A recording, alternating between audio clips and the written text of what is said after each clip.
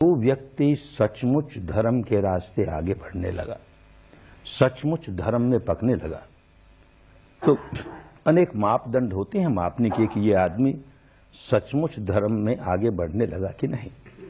एक मापदंड ये भी होता है कि जो व्यक्ति सचमुच धर्मवान होने लगा, धर्म में आगे बढ़ने लगा, तो उसके दो गुण उजागर होने लगेंगे, और वो दोनों के दोनों गुण दुर्लभ हैं, सामान्य व्यक्ति में नहीं आते।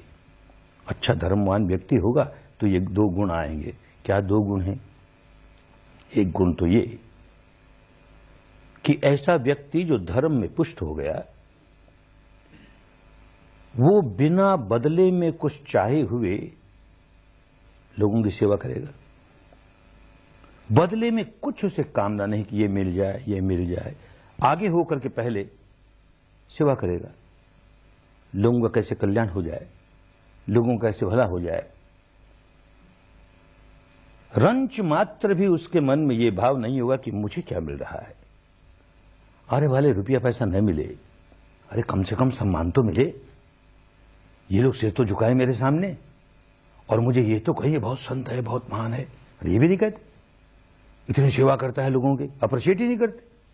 हमारी सेवा का कोई अप्रिशिएशन ही नहीं, कोई मूल्यांकन नहीं, कैसे लोग हैं ये। तो समझना चाहिए अभी धर्म नहीं आया इस आदमी में, बहुत कच्चा है। जहां जहां बदले में कुछ चाह है, वहां वहां ये एक दूषण है। जैसे दान देता है और दान देने में बदले में कुछ चाह है, चाहे प्रसिद्धि की चाह है, दूषित हो गया दान। किसी से प्यार करता है और बदले में कुछ चाह है, दूषित हो गया। ऐसी सेवा करता है और बदले में कुछ चाह है, दूषित हो गई सेवा, शुद्ध नहीं है, धर्म की बात नहीं है।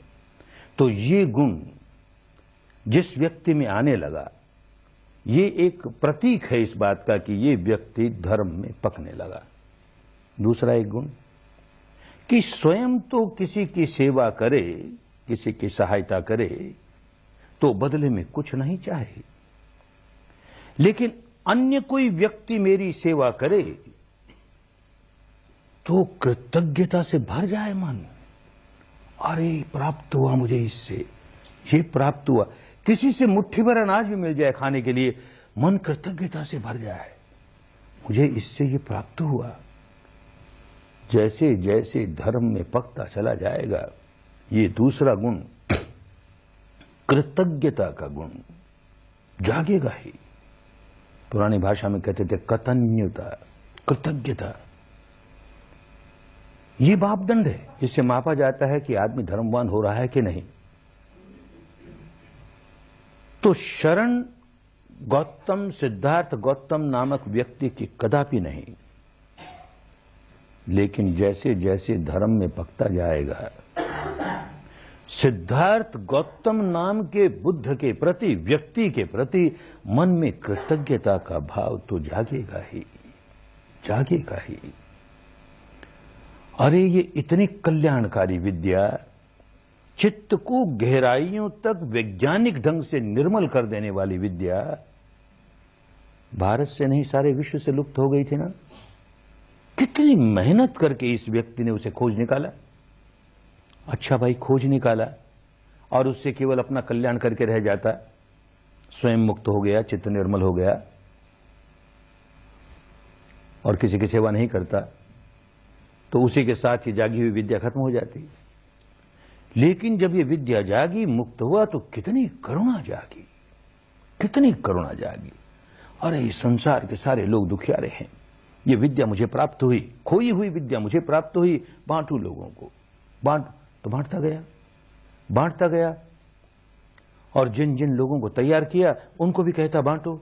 चरथ भिक्खवे चारिकं बहुजन हिताय बहुजन सुखाय लोकानुकंपाय। लोगों पर अनुकंपा करके, उनके भले के लिए, उनके सुख के लिए, अपने लिए नहीं। ये पहला नियम होता है बांटने वाले का, अपने लिए कुछ चाहना नहीं। लोग कल्याण कैसे हो, अधिक से अधिक लोगों का भला कैसे हो जाए, अधिक से अधिक दुखियारे लोग अपने दुखों के बाहर कैसे निकल आए, इस अनुकंपा के साथ, इस करुणा के साथ बांटो, बांटो और लगे बांटने। लोग नहीं ऐसा करता तो हमें कैसे प्राप्त होती भाई? प्राप्त हुई ना। बातें तो बुद्ध के पूर्व भी वही थी, बुद्ध के समय भी वही थी, बुद्ध के बाद भी वही है। अपने चित्त को निर्मल करो, विकारों से मुक्त करो, वीतराग बनो, वीतद्वेष बनो, वीत मोह बनो, स्थित प्रज्ञ बनो, अनासक्त बनो, जीवन मुक्त बनो। ये बातें नहीं समाप्त होती, ये कायम रहती है। समाप्त विद्या हो जाती है, विद्या समाप्त हो जाती है। अपने अनुभव की बात कहूं, बहुत कट्टर हिंदू सनातनी घर में जन्मा, तो ये सारी सैद्धांतिक बातें तो बचपन से पढ़ता आया। गीता पढ़ी, बड़ी गहराई से पढ़ी, अपनी जान जितनी बुद्धि थी, जितनी समझ थी, उपनिषद पढ़े, और ये सारी बातें धर्म की, धर्म ही धर्म की बातें। कैसे अनासक्त हो जाओ, कैसे प्रज्ञा में स्थित हो जाओ, कैसे जीवन मुक्त हो जाओ, वीतराग बन जाओ, वीतद्वेष बन जाओ, यही स्थित प्रज्ञता है। पाठ करते थे रोज, स्थित प्रज्ञस्य का भाषा, और उसका क्या सारे गुण होते हैं उसका पाठ करते थे, खूब समझते भी थे बुद्धि से। कैसे हो जाए ये बताने वाला नहीं, कौन बताए, क्योंकि कैसे हो जाए ये विद्या ही लुप्त हो गई देश से। बुद्धि के स्तर पर चिंतन करके कोई व्यक्ति स्थित प्रज्ञ बन जाए, बुद्धि के स्तर पर चिंतन करके कोई व्यक्ति वीतराग हो जाए, असंभव बात है। मानस का ऊपरी हिस्सा भले प्रज्ञा में आ जाएगा, ऊपरी हिस्सा निर्मल भी हो जाएगा, ऊपरी हिस्सा वीतराग भी हो जाएगा, पर इतना बड़ा बाकी मानस वैसे राग रंजित है, वैसे द्वेष दूषित है, वैसे मोह विमूढ़ित है, तो जीवन तो विकारों से भरा पड़ा है, छुटकारा होता नहीं। तो इस बात की तड़प थी कि ये सारी सैद्धांतिक बातें धर्म की बड़ी अच्छी हैं, पर मुझ में तो नहीं आ रही, मुझ में तो नहीं आ रही।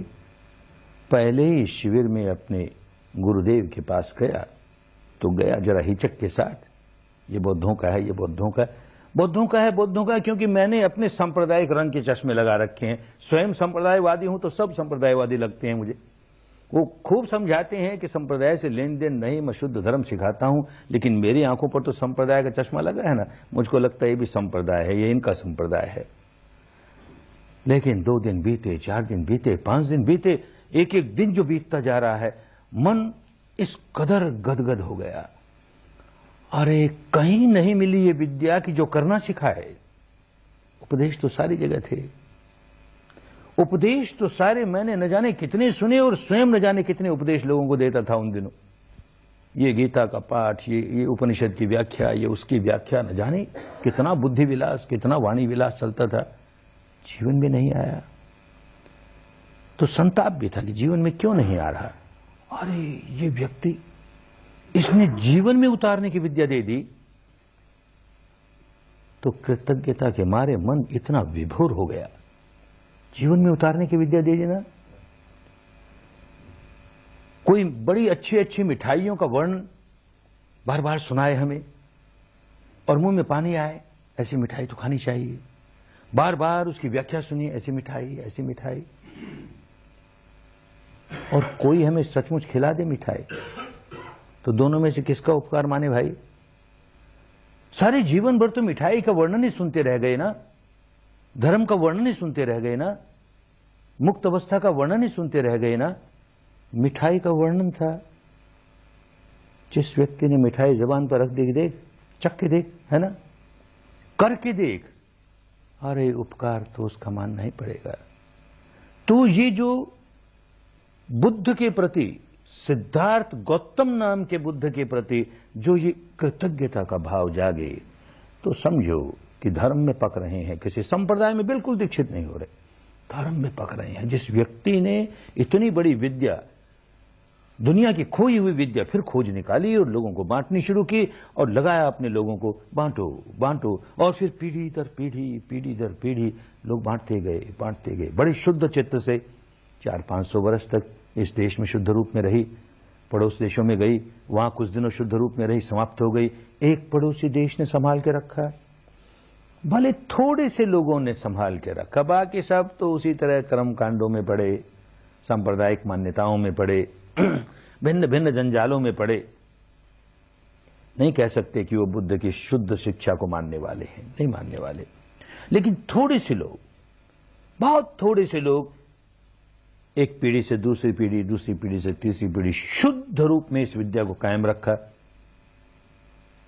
तो मन बड़ा कृतज्ञता से भरता है ये लोग शुद्ध रूप में नहीं कायम रखते तो मुझे कैसे प्राप्त होता? कृतज्ञता का भाव जागता है। अरे यूं लगता है जैसे बुद्ध ने मेरे लिए ही ये विद्या ढूंढ निकाली, मुझे प्राप्त हुई, मेरा कल्याण हो गया।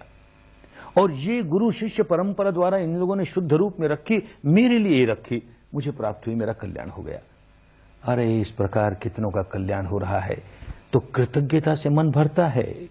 ये सद्गुण जरा सा भी नहीं आए तो अभी कच्चा है, बढ़ेगा, धीरे धीरे समय लगेगा, क्या करें।